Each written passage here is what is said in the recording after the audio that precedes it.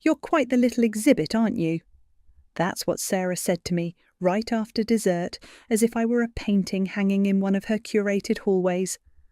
I remember the fork paused halfway to my mouth, the caramel tart suddenly tasting like ash. Her voice was syrupy, her smile tight. The table laughed politely like she'd cracked a harmless joke. But I saw the way Jessie flinched, the way Amelia's eyes darted to her wineglass. "My name is Hayley. I grew up in a 2-bedroom house with peeling paint and a backyard that doubled as a makeshift mechanic shop for my brother's side hustle. I put myself through college with scholarships and a waitressing job that made my feet ache for years. I built my business from scratch, no loans, no handouts. I thought I knew how to handle people like Sarah. But that night I realised she wasn't just rich, she was practised. Dinner at the O'Connors' estate was formal, even though Jessie swore it would be casual. The kind of casual where the table had more forks than guests, and the chandelier above us looked like it cost more than my first apartment. I wore a navy dress, not designer but tasteful. I'd spent hours picking it out. Sarah greeted me with a once-over that lasted too long. Her lips pursed like she'd smelled something faintly unpleasant. "You look sweet," she said, then turned away before I could respond. Jessie squeezed my hand under the table as we sat. "Ignore her," he whispered. But ignoring Sarah was like ignoring a fire alarm. She didn't raise her voice. She didn't need to. "So, Hayley," she said after the first course, "what is it you do again? Something with candles?" "Custom home fragrances," I said, smiling. "We just signed a contract with a boutique hotel chain." "Ah," she said, eyes flicking to Jessie. "So entrepreneurial. That's adorable." Amelia laughed. "Mom, stop. You're making her blush." I wasn't. I don't blush easily. I just smiled and took a sip of wine. Sarah continued. "You know, in our family, we believe in protecting what we've built. Legacy, after all, takes generations." Jessie cleared his throat. "Mom, no," she said, waving him off. "It's important, which is why we've prepared a small formality for you, Hayley. Just a prenup, nothing dramatic. It simply ensures that the family assets remain secure." I looked at Jessie. He avoided my eyes. "It's standard," he said. "Everyone does it." I nodded slowly. "Of course." Sarah leaned in slightly. "It protects our family. You understand, dear." I smiled back. "Perfectly." Later that night, after the dishes were cleared, and I'd endured 2 hours of being subtly picked apart like a cheap suit, I found myself in the guest bathroom, staring at my reflection. My lipstick was still perfect, my spine still straight, but I felt like I'd been scrubbed raw. My phone buzzed. Malia. "You alive?" she asked. "Barely," I whispered. "They want a prenup." "Of course they do. What's in it?" "Don't know yet, but I'll get it." "Let me look it over when you do," she said. "And Hayley?" "Yeah?" "Don't sign anything until I say so." I didn't listen. Not exactly. 2 days later, Jessie brought over the document. He was nervous, fidgeting. "It's just a formality," he said again. "It doesn't change anything between us." I flipped through the pages slowly. It was thick, overly detailed. They weren't just protecting their money. They were protecting their name, their legacy, their image. I was a liability they were dressing up in pearls. I smiled and signed it. Then I called Malia. "Please tell me you didn't just sign that." "I did." "Hayley, but," I said, "I need you to draft something." I heard her pause. "I'm listening. I want a clause, hidden, deep enough they won't notice unless they read it cover to cover, which they won't. Something that triggers if he cheats, if the marriage ends because of him." "What kind of trigger?" "I want compensation, not just alimony. I want full liquidity of 10 years' worth of spousal support and inheritance rights like I'm blood." Malia whistled. "You're playing long game." "I'm not playing," I said. "I'm preparing." She was quiet for a second. Then, "I'll bury it in paragraph 14, subsection B. They'll never see it coming." And they didn't. I signed it with a smile. Jessie kissed my forehead and said, "See? No big deal. But buried in that mountain of legalese was my insurance, my seatbelt for the crash I saw coming. They thought I was just the girl from nowhere, lucky to marry up. A charity case with good cheekbones and no backbone. They had no idea. I don't bluff, I prepare. You weren't invited to the board dinner? Amelia asked it like she was surprised, but her tone said otherwise. She sipped her green juice, perfectly manicured fingers wrapped around the glass like she was holding a secret. No, I said, stabbing my fork into the overpriced kale salad she'd insisted we get. Apparently, it was family only. She blinked. But you are family. I smiled. That's what I thought too. She gave a soft laugh and looked away, pretending to check her phone. I didn't push it. I'd learned by now, when someone like Amelia says family, they don't mean wives, they mean blood. The truth was, I'd been married to Jessie for almost 3 years, and I still felt like a guest in their world. A well-dressed outsider they allowed into photos, but not into decisions. It started small, a charity gala where my name was left off the donor list, even though I'd written a cheque. A family portrait where I was asked to stand, on the end, just for balance. Jessie always brushed it off. They're just used to doing things a certain way. Right, a way that didn't include me. At home, Jessie was still charming, still affectionate in public. But behind closed doors he was distracted. Phone always buzzing. Late nights at the office. Work's crazy, he'd say, kissing my cheek with the same mouth that used to whisper dreams into my ear. Then came the party. It was a fundraiser at the O'Connor's estate. Black tie, overflowing champagne, the kind of event where people air kiss and pretend not to judge each other. I wore a sleek black dress Malia helped me pick out. Jessie didn't even notice. Glad you could make it, Sarah said at the entrance, her smile tight. We weren't sure you'd feel comfortable. I'm always comfortable around family, I said, stepping past her. Inside, the place was buzzing. Waiters floated with trays of caviar and cocktails. A string quartet played near the fireplace. I scanned the room for Jessie. He was near the bar, laughing with a woman I didn't recognise.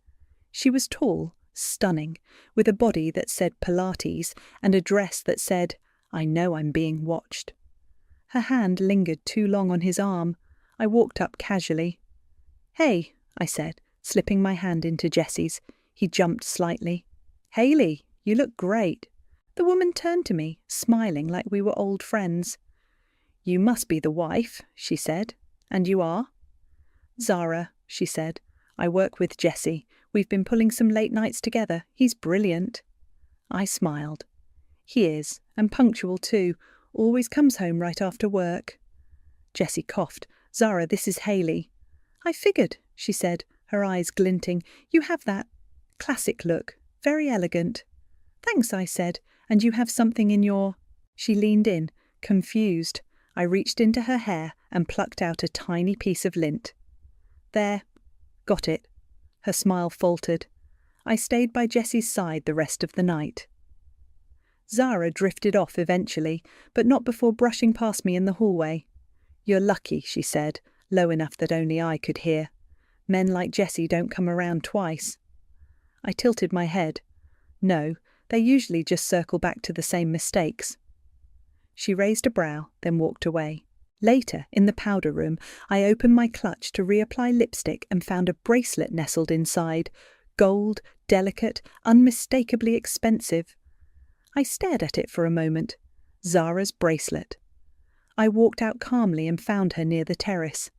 Hey, I said, holding it out. You must have dropped this. Found it in my bag. She blinked. Oh, that's so weird. Thank you. No problem, I said. I'm sure it just slipped in there by accident. She nodded, but her eyes flickered. Of course. I smiled and walked away, heart pounding. Back at home, Jessie was quiet. He undressed slowly, like his body was heavy. Long night, I asked. Yeah. Zara's interesting. He paused. She's just a co-worker. Didn't say she wasn't. He didn't respond, just climbed into bed and turned off the light. I lay there in the dark, staring at the ceiling, my mind racing. The thing about being underestimated is people stop hiding their intentions. They think you're too naive to notice, too soft to do anything about it. But I noticed, and I never forget, not even a bracelet. "Why are you taking pictures of receipts?" Jessie asked, standing in the kitchen doorway, shirt half buttoned, hair still damp from the shower. I didn't flinch. I just smiled and held up my phone. "Tax season's coming." He nodded slowly, then reached for his keys. "I've got a meeting downtown. Might be late."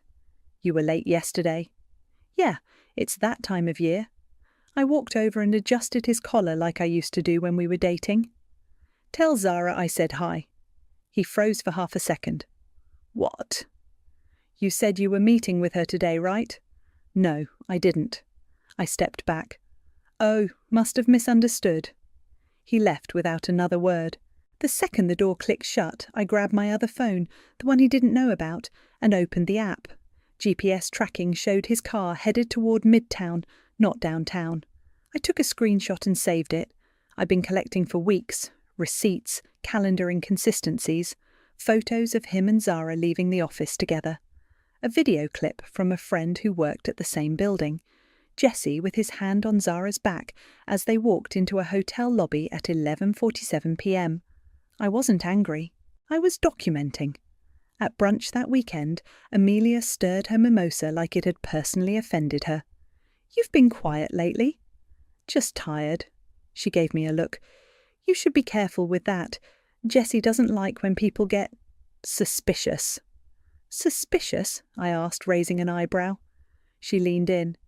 "You know how this family works. We protect our own. We don't air dirty laundry."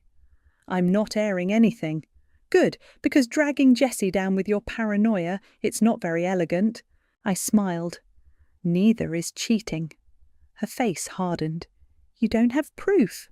I lifted my glass. "Don't need it. Not yet." She didn't respond, just picked up her phone and started texting furiously. Back home, I opened my laptop and logged into the shared financial dashboard Jessie had given me access to when we got married. It was clean. Too clean. No large withdrawals, no unusual transfers. Then I remembered something Malia once told me.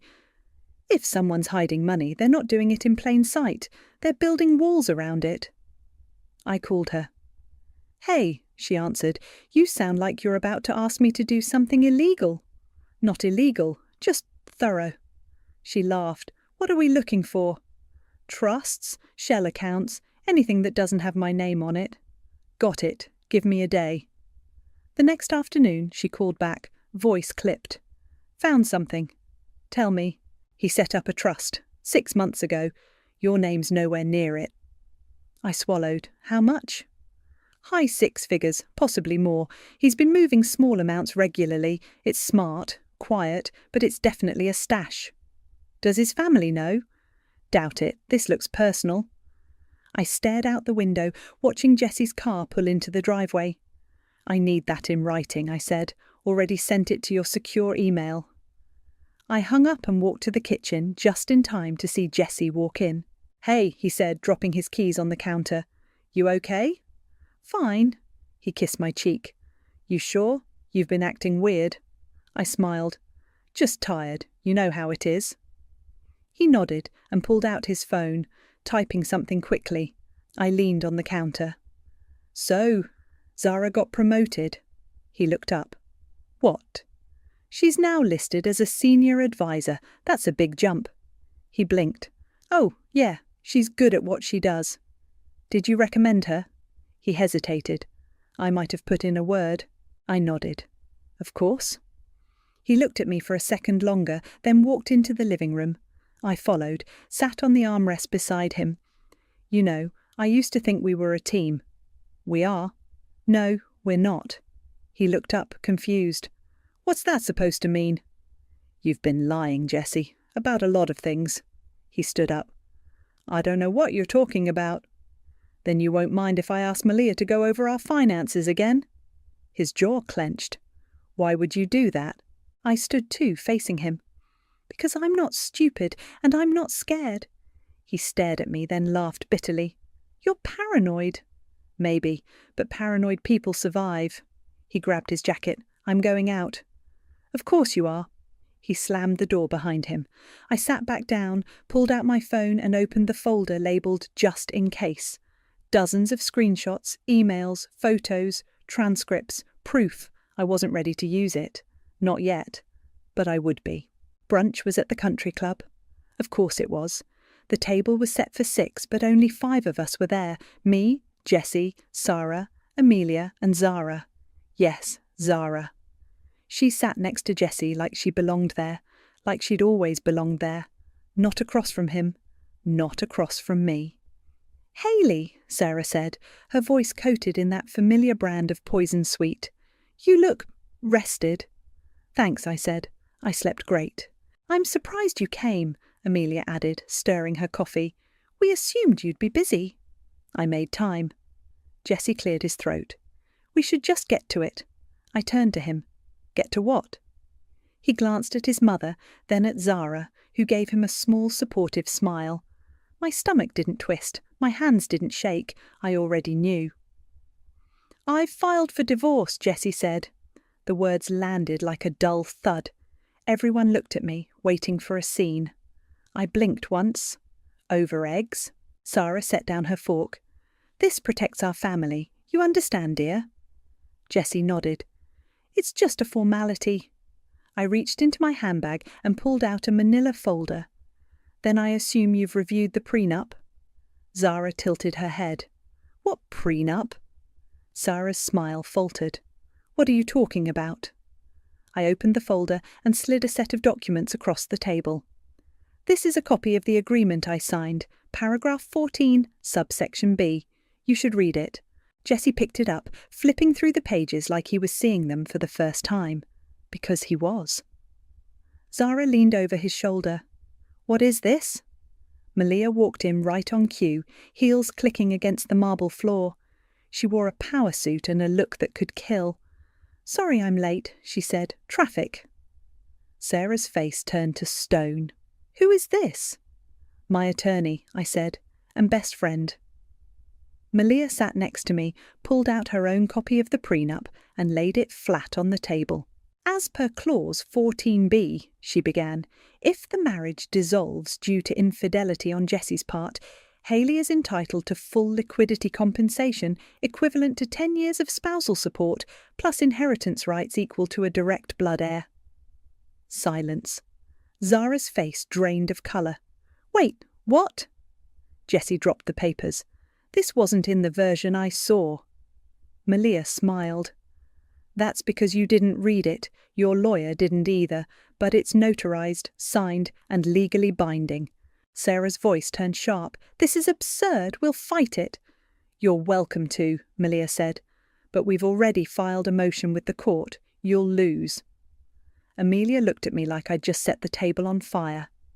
"You've destroyed everything. For what? Money?" I turned to her. "No, for recognition." Jessie stood, pacing. "You tricked me." "No," I said. "I protected myself." Zara pushed back her chair. "This is insane. You're just bitter." I looked at her, calm. "You left your bracelet in my purse. Remember that?" Her eyes widened. "I knew from that moment. You wanted a reaction, you got one." Sarah stood. "This isn't over." "It is," Malia said, rising beside me. "You just didn't see it coming." We left them there, sitting in their curated little world, choking on their own entitlement. Outside, the sun was blinding. Malia handed me her sunglasses. "How do you feel?" "Like I just flipped the board." She smiled. "Good. Now let's burn the rule book." Sarah's voice cracked for the first time in the 5 years I'd known her. This clause is outrageous." She stood in the centre of Jessie's office, waving the prenup like it was a piece of garbage. Her pearls rattled against her collarbone, and for once her perfect posture looked like it might collapse. Jessie sat on the edge of his desk, pale, silent. Zara was nowhere to be seen. She'd left the brunch in a flurry of fake coughs and a muttered excuse about needing air. Malia crossed her arms and leaned against the bookshelf like she owned the room. "It's not outrageous, it's legal, and you signed it." "You tricked us," Sarah hissed. "No," I said calmly. I protected myself. You gave me a contract. I signed it. You should have read it. Jessie finally spoke. You buried it. I turned to him. You think your family didn't bury clauses in there first? You think I didn't notice the part about forfeiting inheritance rights unless I produced a child within 5 years? Or the clause that required I maintain a public image consistent with O'Connor values? Malia smirked. You people love burying things. You just don't expect anyone to dig. Sarah's face flushed. You'll never get away with this. We'll challenge it. Go ahead, Malia said. We've already filed with the court. Judge Harris is reviewing it now. Jessie rubbed his forehead. This is going to ruin me. No, I said. Your choices ruined you. I just made sure I wouldn't go down with you. The room fell quiet. Sarah looked like she was about to lunge across the desk. Instead, she turned and stormed out, heels clicking like gunshots against the floor. Jessie looked up at me, eyes glassy. You were waiting for this. No, I said. I was hoping I wouldn't need it. He swallowed hard. You don't have to go through with it. We can settle, quietly. Malia raised an eyebrow. You mean pay her less than she's owed so your reputation survives? He ignored her, staring at me. Hayley, please, this doesn't have to be war. I stepped closer. You filed for divorce while sitting next to the woman you cheated with. You didn't even have the decency to lie about it well. You wanted a clean break. You thought I'd walk away with nothing. He opened his mouth, but I cut him off. I walked into this family with nothing but love and good intentions. You all treated me like I was disposable. So no, Jessie, this isn't war. This is consequence. He looked down at his hands. Malia tapped her phone. We'll expect the first transfer within 30 days. If not, we'll proceed with asset seizure. You've already been served notice. As we turned to leave, Amelia appeared in the doorway. You're proud of this? She asked me. I paused. No, but I'm not ashamed either. You've destroyed our family. I tilted my head. Your family was already rotting. I just pulled back the curtain. She stepped forward, eyes sharp. You could have walked away quietly. You didn't have to humiliate us. You're right, I said, but you didn't have to humiliate me for 5 years either. She shook her head. You'll never be one of us. Good, I said. That was the point. Back in the car, Malia exhaled like she'd been holding her breath the entire time. God, that was satisfying. I didn't answer. She glanced at me. You okay? I don't know, I said. I thought I'd feel more. You will, she said. Give it time. Right now, you're still in it. We pulled up to my place. I got out, walked up the steps, and paused with my hand on the doorknob. Inside, everything was the same. The couch we picked together, the photo from our honeymoon still hanging on the wall, the vase Sarah gave us as a wedding gift. Empty. I walked straight to the closet and pulled out a box I hadn't touched in years.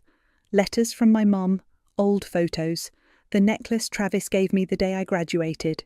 I sat on the floor and opened one of the envelopes.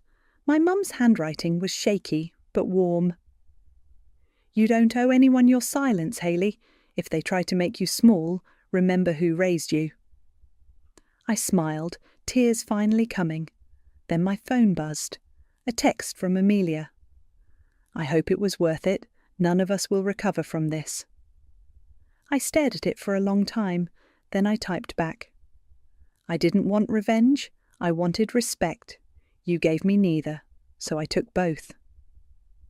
And I hit send. Sarah showed up at my door in pearls and panic. I opened it before she could knock twice.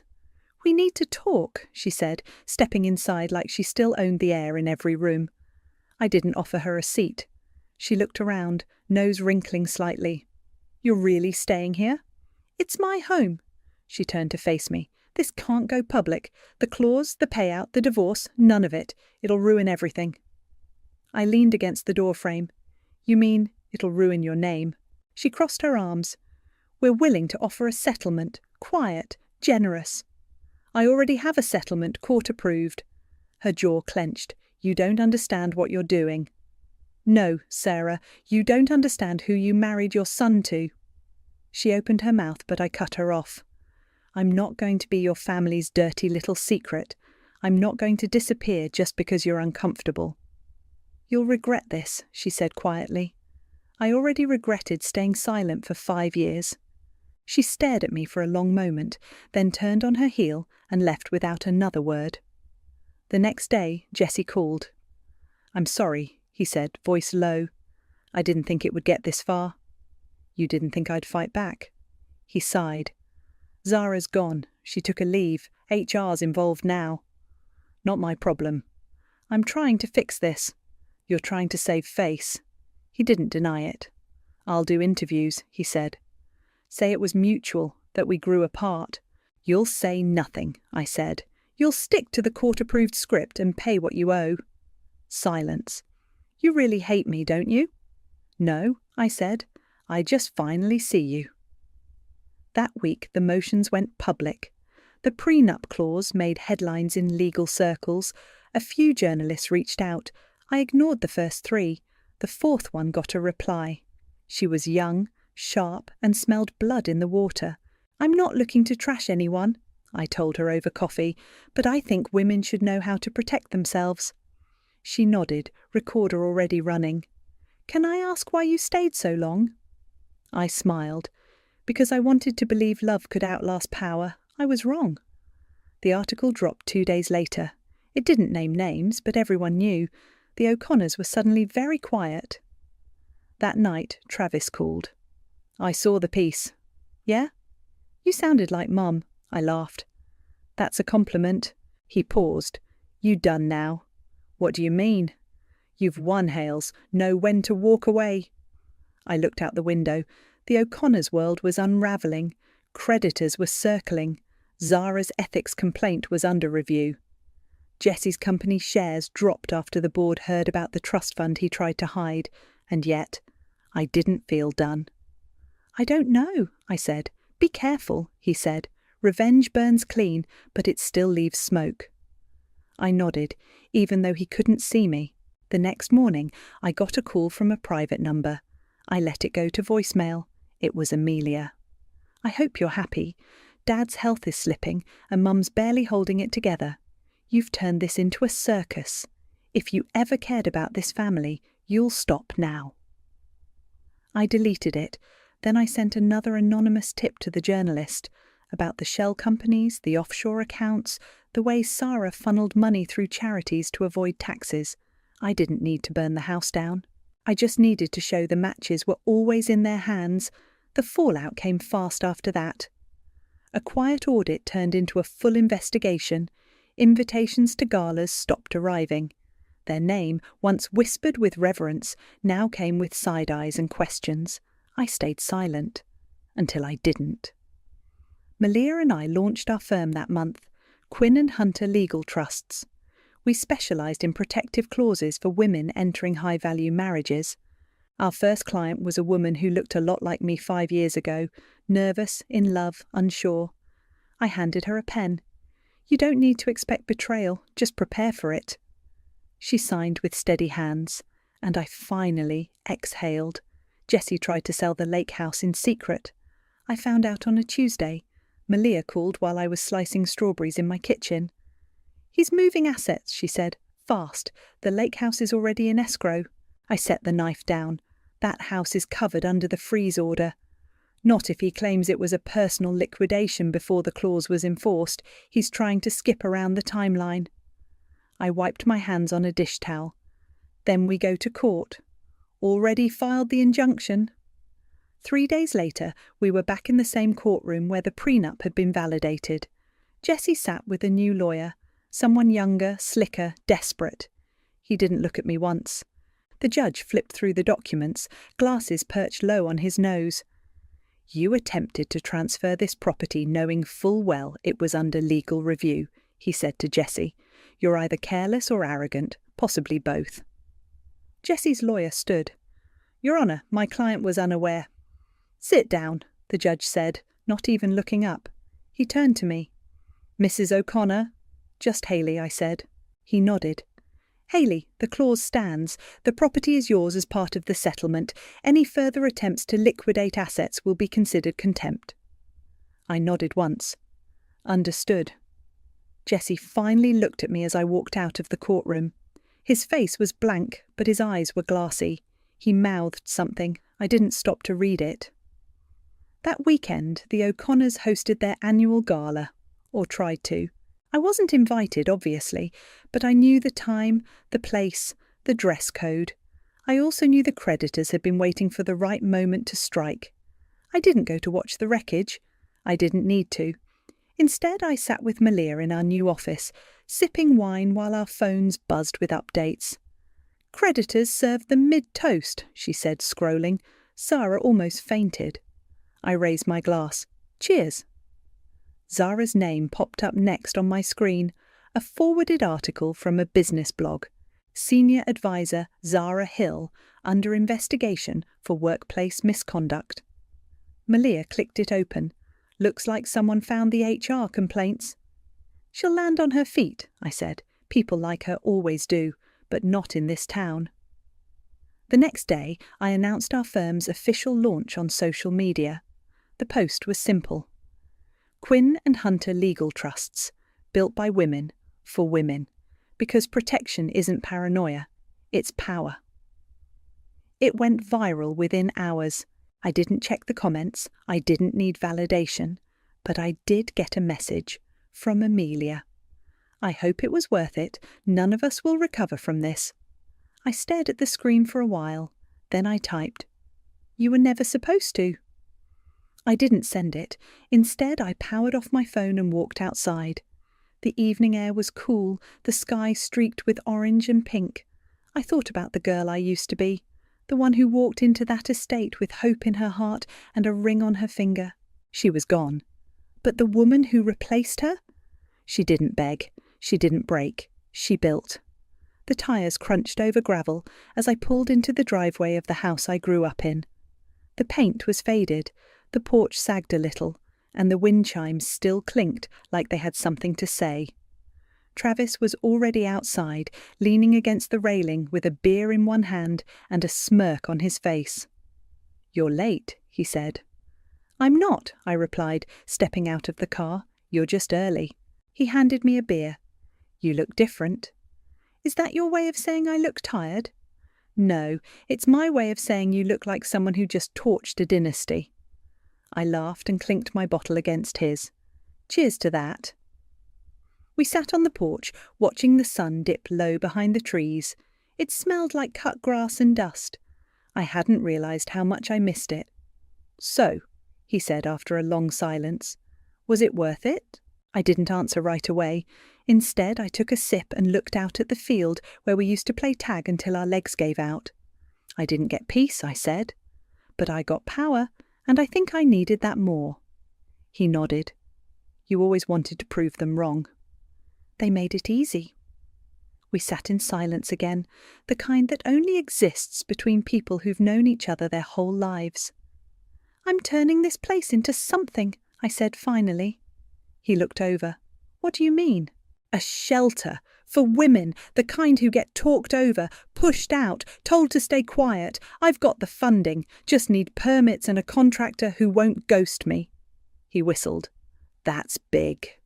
"It's necessary," he smiled. "Mum would have liked that." "I think so too." The next morning I met with the contractor on site. He was gruff but honest and didn't blink when I told him I wanted the upstairs converted into private rooms and the garage turned into a legal aid office. "You're not messing around," he said. "No," I said. "I don't do that anymore." After he left, I walked through the house slowly. The wallpaper in the hallway was still peeling. The kitchen sink still dripped, but the bones were good. Just needed care. I stopped in my old bedroom. The walls were bare now, but I could still see the glow-in-the-dark stars I'd stuck to the ceiling as a kid. I sat on the floor and pulled out the folder Malia had given me. Notes, plans, grant applications. There was a knock on the doorframe. I looked up. Amelia stood there. "How did you find me?" "I asked your brother." I stood. "You're not welcome here." "I know," she said. "I just wanted to say something." I waited. "You were right," she said quietly. "About all of it. About us. About Jessie." I crossed my arms. That doesn't change anything. I'm not here to change anything. I wanted you to know I admired it, what you did, even if I hated it. I blinked. You admired it. You walked into our world and beat us at our own game, with a smile. That takes guts. I didn't respond. She took a step back. I won't bother you again. Amelia, I said, stopping her. Why now? She hesitated. Because I thought we were better than we were, and you proved we weren't. I nodded once.